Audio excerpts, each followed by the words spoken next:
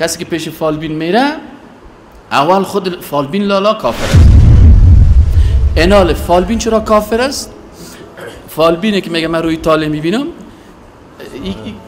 فالبین کاهن صاحب به خاطر چی؟ ادعای علم غیب میکنه. مثلا میگه بگیم او فلانی خان آجی صاحب با که یک فال تا ببینم اینه بخیر 6 ماه بعد یک زن میگیری بزد دوستات راسخ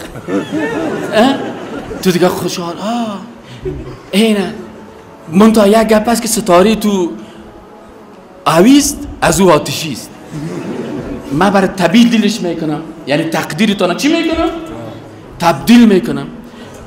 این نفر که ای ادعا را میکنه علم غیب ادعا کرد نکرد، تغییر تقدیر ادعا کرد نکرد.